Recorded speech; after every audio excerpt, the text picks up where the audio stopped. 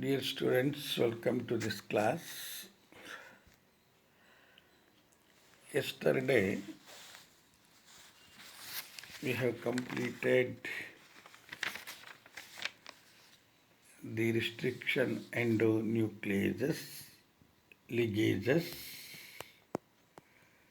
polymerases. Okay. Now, another topic, separation and isolation of DNA fragments.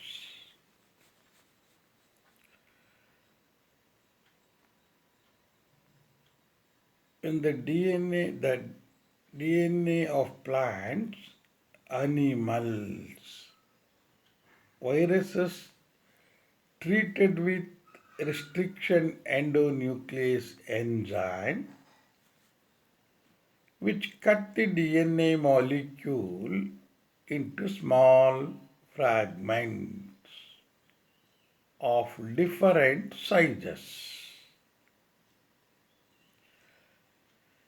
The technique of separation of DNA fragments from agarose gel is called gel electrophoresis. What is the meaning of gel electrophoresis? It is nothing but a technique of biotechnology or a process of biotechnology in which or in this process the DNA fragments are separated and isolated from agarose gel. So that's all the definition of gel electrophoresis. This technique was discovered by Tishilis, the name of the scientist. During the process of gel electrophoresis, the DNA fragments are taken in a medium containing agarose gel.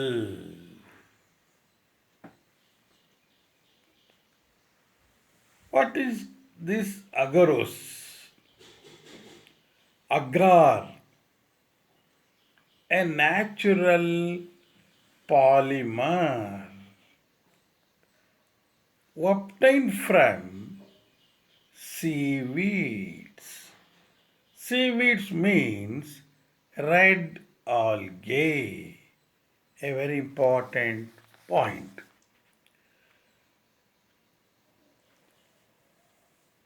Then the electric field is applied.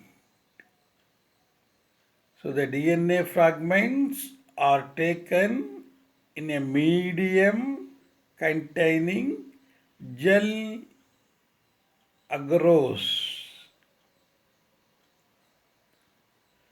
Then the electric field is applied. See the diagram. There is well. So in that the DNA fragments are loaded.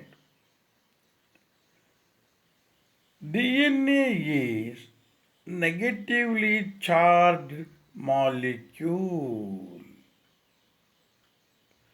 which moves towards anode.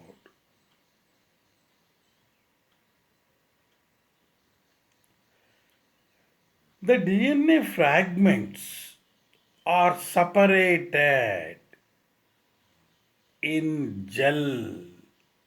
Gel means agarose gel. According to their size and sieving property of the gel. Sieving means ನಾವೇನು ಹಿಟ್ಟನ್ನು ಜರಡಿ ಹಿಡಿಯೋದು ಅಂತ ಮಾಡ್ತೀವಿ ಆ ಥರ. ಜರಡಿ ಹಿಡಿದಾಗ ನಯಸ್ಸಾದಂಥ ಹಿಟ್ಟು ಬೇಗ ಮುಂಚೆ ಬರುತ್ತೆ, ದೊಡ್ಡದೆಲ್ಲ ಮೇಲೆ ಉಳಿದಿರುತ್ತೆ. Like that DNA fragments separate. The DNA fragments of smaller size move away from the well.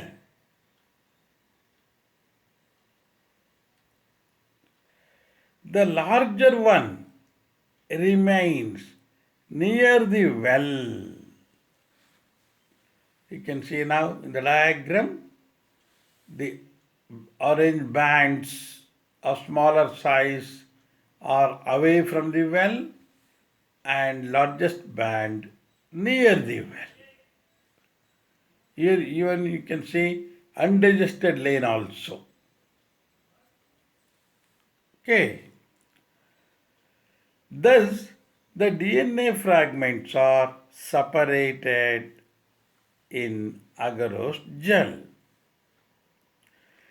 Thus separated DNA molecules are not visible to the naked eyes. But to make them visible, the DNA fragments are stained with a special dye called ethidium bromide. Then followed by are exposed under UV light. UV light. The DNA fragments appear as orange bands. See the diagram. Smaller bands, orange bands are away from the well, and the bigger one or largest bands are near the well. Thus, they are separated. So, what is the color of the DNA bands or fragments? Orange. Very important. Ethidium bromide and orange band. Very important. Thus, obtained orange bands of DNA fragments are cut from agarose gel and separated, means isolated, by a process called elution. Elution means it's a process by which the DNA fragments are cut from the gel, then separated. This is how the DNA fragments are isolated. Thus obtained DNA fragments are purified and used in the construction of rDNA, recombinant DNA. So this process we call it as gel electrophoresis. When you have studied DNA fingerprinting we have mentioned this process, electrophoresis. The DNA fragments are separated from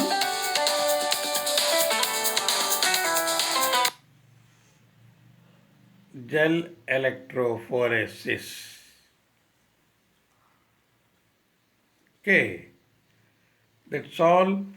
Separation and isolation of DNA fragments by gel electrophoresis. So very important for the main examination and also NEET CET.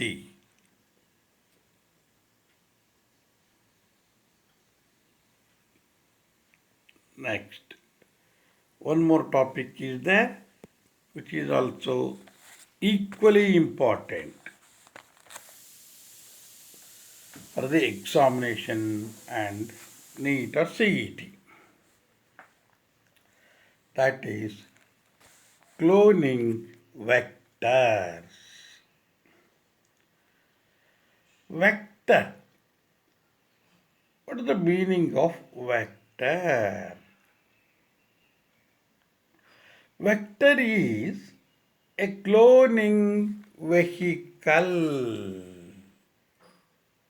used to insert foreign gene and to clone the gene. If you analyze the meaning of this definition, vector is nothing but a vehicle in which we incorporate or insert the alien gene or the foreign gene, or it is called desired gene. Even sometimes we call the gene of interest. In a vector, the foreign gene is inserted. Then it is cloned. Clone means the gene is multiplied. We produce many copies of gene. That is the meaning of vector. So vector always carry alien or foreign or desired gene. Then, which one is used as vector? Some vectors I am going to mention.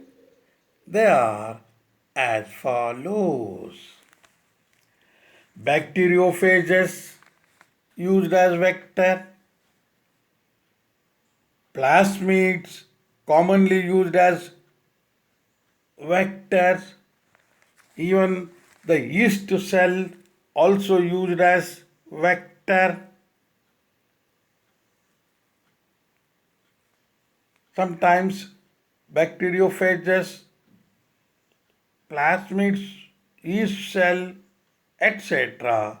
are used as vectors.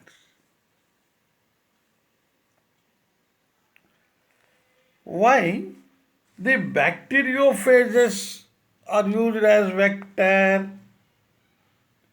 What is the reason? If you analyze, the bacteriophages are used as vector just because they replicate within the bacterial cells. That is, when bacteriophage infect bacterium, that replicate the bacterial cell and produce high number That is, the copy of their genomes within the bacterial cell.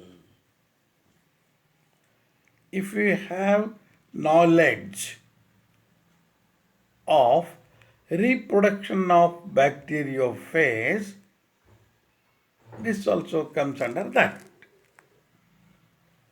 So, whenever the bacteriophage infect the bacterium, the DNA enters and it multiplies in the bacterial cell, ultimately produce many copies. This is the reason the bacteriophages are used. Similarly, the plasmids are also used commonly as cloning vector.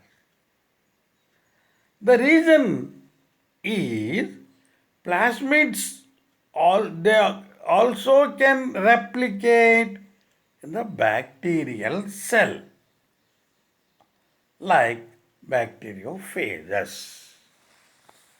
That's all about that one. Now, then what is plasmid? How to define plasmid?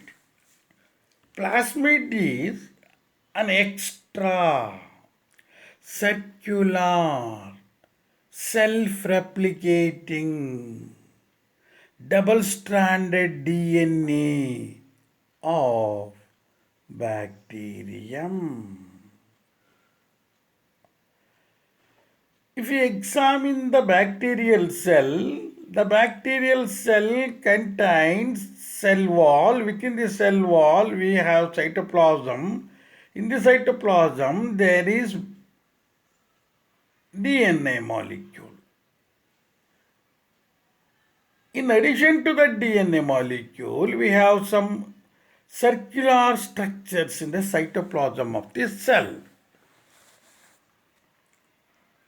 It is nothing but plasmid. So plasmid is circular in nature. It is self-replicating. Plasmid can produce another plasmid. You have seen the replication of DNA. Like that. So the DNA is circular in nature and it is extra DNA. Why we call extra DNA means there is already bacterial DNA is present in the cytoplasm. This DNA is double-stranded. So that's all the meaning of plasmid. Once again, plasmid is an extra circular self-replicating double-stranded DNA of bacterium.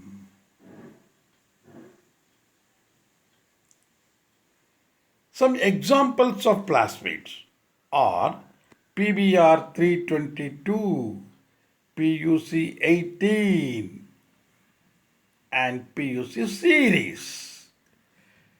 Pbr 322 means plasmid reconstructed by Bolivar Rodrin.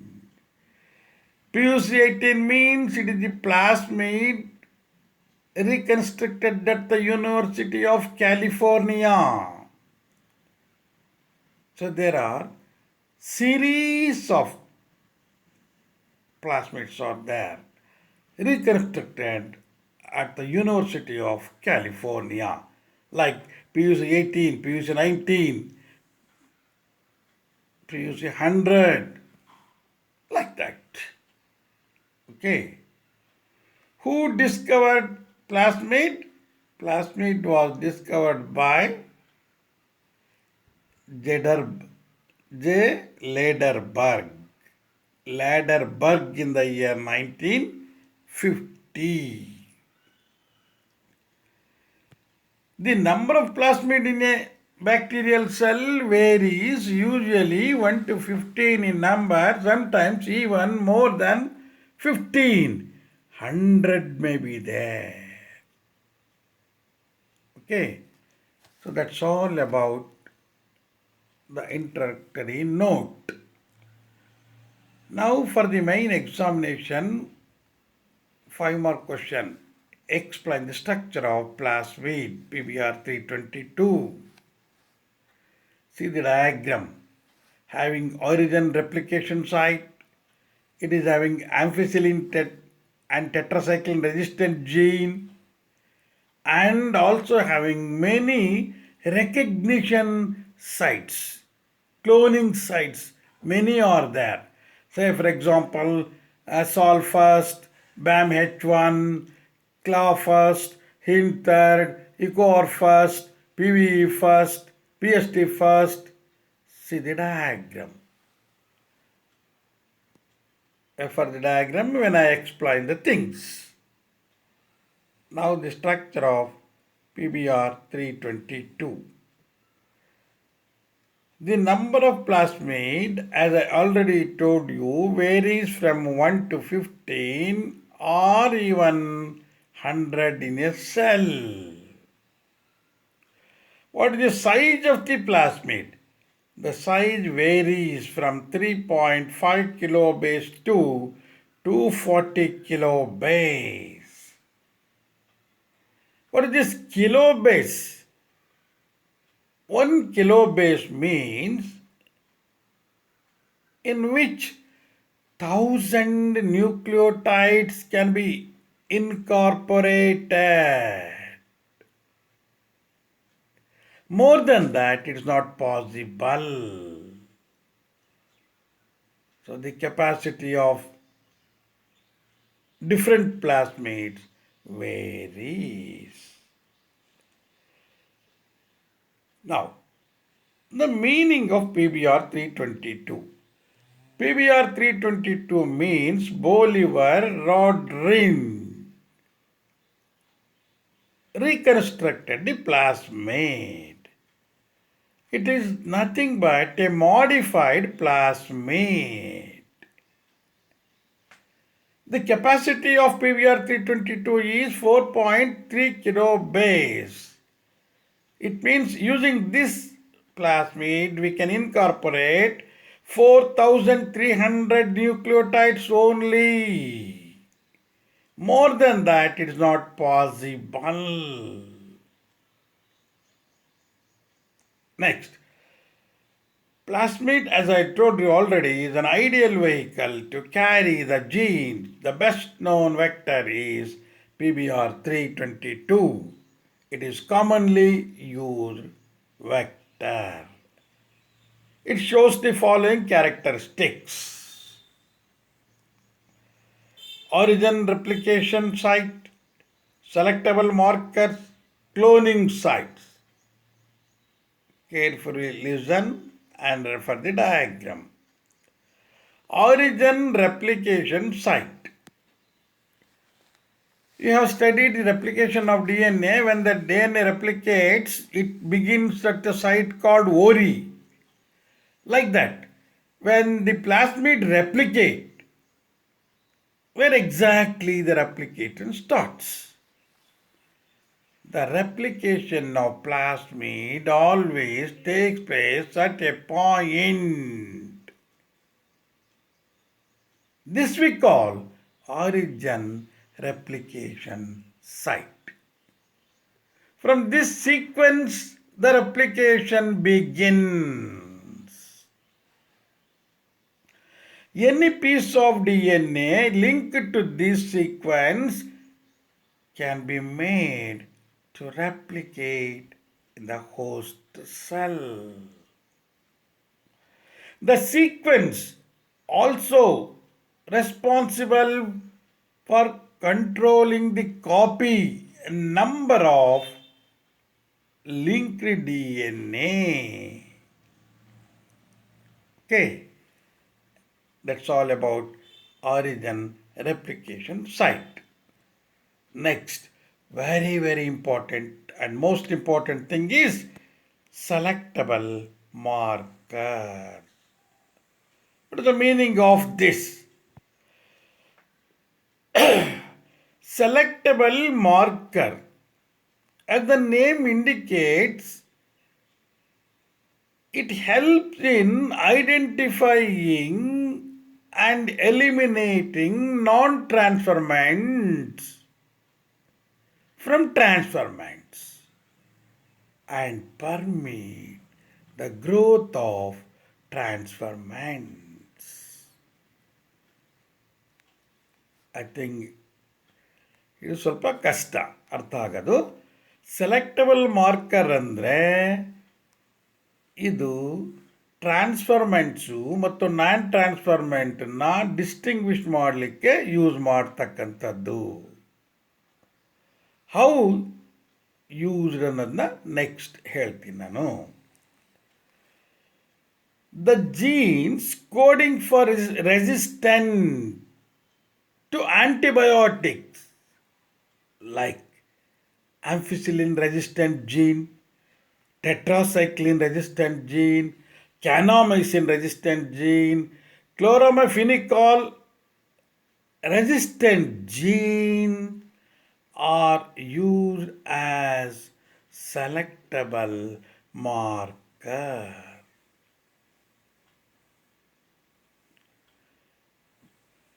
In E. coli cell, which one is used as selectable marker? Antibiotic resistant genes used as selectable markers. A normal E. coli cell do not carry resistance against these antibiotics. When we modify, contain selectable markers. Next, most important part, carefully listen. Cloning sites. At recognition site or cloning site, the foreign or alien gene or the desired gene is linked to the plasmid. Where the foreign gene is linked to the plasmid? At the recognition site. See the diagram. Many recognition sites are there. Like Sol first, Equar first, BAMH first. Refer the diagram. Plasmid with one cloning site is preferable, but it may have, that is, plasmid may have more than one site. What happens? It creates or it complicates gene cloning. Okay. Ligation of foreign gene, as I told you, is done in one of the antibiotic resistant gene. You take one example. For example, in Pbr 322, if foreign gene is linked at BAMH first or H1 site of tetracycline resistant gene, what happens? The recombinant plasmid will lose the tetracycline resistant character. The reason is that character, it is inactivation takes place. Inactivation takes place due to the insertion of the DNA molecule. Okay. Now, if you grow the plasmid or the bacterial cells, transformants and non-transformant, how to distinguish? Transferment means those plasmid having foreign gene. Non-transferment means in which DNA, a foreign gene is not incorporated. Look here, little difficult thing, this one. Carefully listen. Then only you are able to understand the things. Transferment or the recombinants will grow on ampicillin containing medium. That is, when we grow the bacterium on a medium containing ampicillin, transferments will grow on ampicillin containing medium but will not grow on tetracycline medium due to insertion of foreign gene.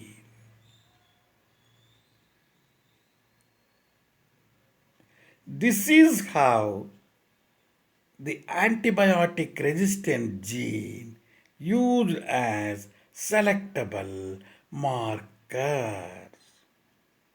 ನೋಡಿ ಇಲ್ಲಿ ಟ್ರಾನ್ಸ್ಫರ್ಮೆಂಟ್ಸು ಆಂಫಿಸಿಲಿನ್ ಇರ್ತಕ್ಕಂಥ ಮೀಡಿಯಂನಲ್ಲಿ ಬೆಳೀತವೆ, colonies ಬರುತ್ತೆ. Non ಟ್ರಾನ್ಸ್ಫರ್ಮೆಂಟ್ಸು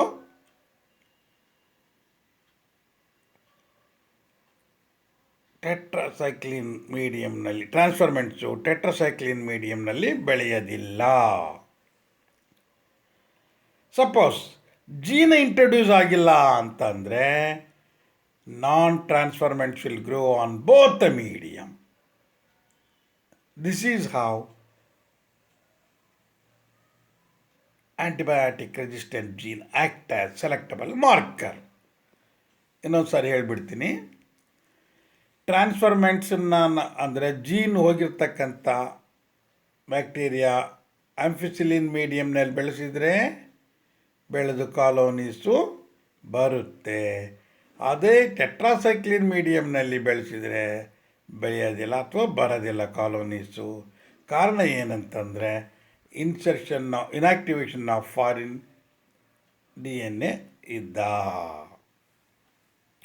ಅದೇ ಟ್ರಾನ್ಸ್ಫರ್ಮೆಂಟ್ ಆಗಿಲ್ಲದೆ ಹೋದರೆ ಆಂಫಿಸಿಲಿನ್ನಲ್ಲೂ ಬೆಳೆಯುತ್ತೆ, ಟೆಟ್ರಾಸೈಕ್ಲಿನ್ನಲ್ಲೂ ಬೆಳೆಯುತ್ತೆ. Okay, thus antibiotic resistant gene act as selectable marker. Now, the thing is, this process is quite cumbersome, ಅಂದರೆ quite difficult process.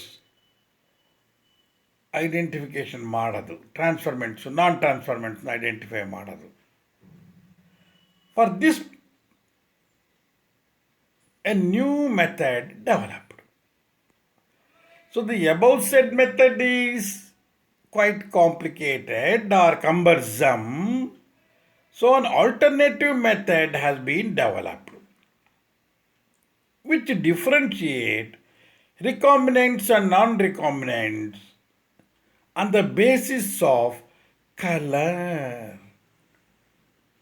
in the presence of chromogenic substrate. Okay. In this method, rDNA is inserted within the coding sequence of an enzyme beta-galactosidase. In this method, rDNA inserted within the coding sequence of an enzyme beta-galactosidase. It results in inactivation of enzyme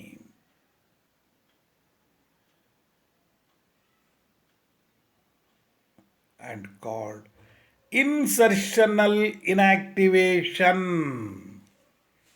Most important for the examination and NEET or CET. Okay. What is insertional inactivation?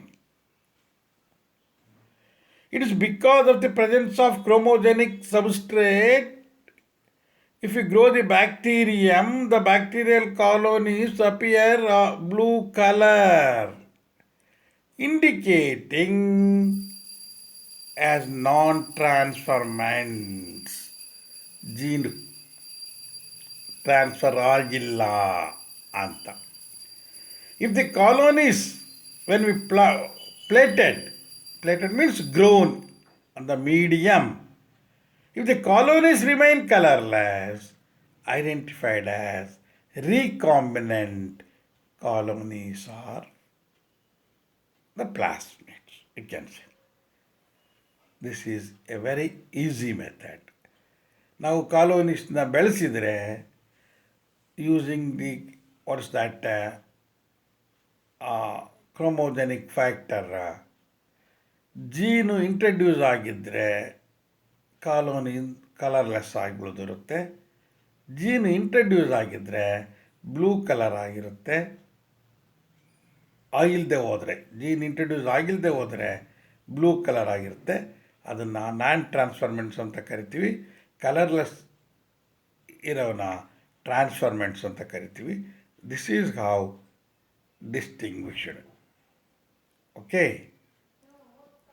Thank you.